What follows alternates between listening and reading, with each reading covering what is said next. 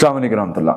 اگر آپ چاہتے ہیں کہ آپ کسی محفل میں جائیں، کسی پروگرام میں جائیں، کسی دعوت پر جائیں اور وہاں پر آپ کو عزت ملے، وہاں آپ شر سے بچے رہیں، تو دو دعائیں میں آپ کو بتاتا ہوں، یہ آپ یاد کر لیں۔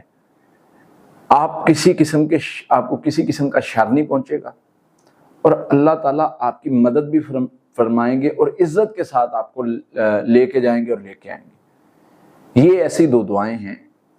اگر آپ نے کسی علاقے میں جانا ہے کچھ دنوں کے لیے تو بھی آپ جا کے پڑھ سکتے ہیں۔ اگر آپ نے کسی محفل میں جانا ہے، کہیں خطاب ہے، کہیں آپ کا لیکچر ہے، کہیں آپ کا کوئی بھی پریزنٹیشن ہے، کچھ بھی ہے، آپ یہ پڑھیں گے تو انشاءاللہ آپ کامیابی کے ساتھ لوٹیں گے، آپ خیر کے ساتھ لوٹیں گے۔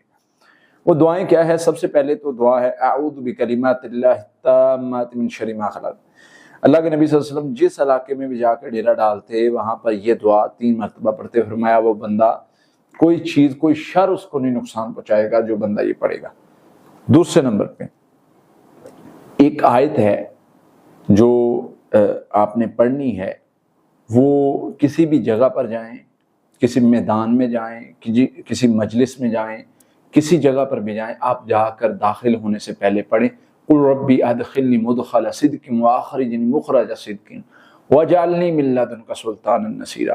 اے اللہ مجھے سچائی کے ساتھ داخل کر، سچائی کے ساتھ نکالنا، مجھے خیر کے ساتھ داخل کر، خیر کے ساتھ نکالنا، بھلائی کے ساتھ داخل کر، بھلائی کے ساتھ نکالنا۔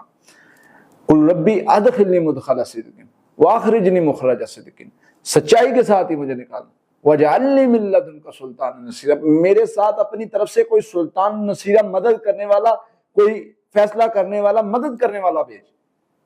تو اللہ کی طرف سے جب کوئی مدد کرنے والا آتا ہے اللہ کے حکم سے، پھر بندہ ناکام نہیں ہوتا۔ یہ رسول اللہ صلی اللہ علیہ وسلم کی سکھائی ہوئی دعا ہے جو اللہ نے قرآن میں ذکر کی ہے کہ میرے نبی آپ کہیں کہ اللہ مجھے سچائی سے داخل کر، سچائی سے نکال، اور میری بھی اپنی طرف سے مددگار بھیج۔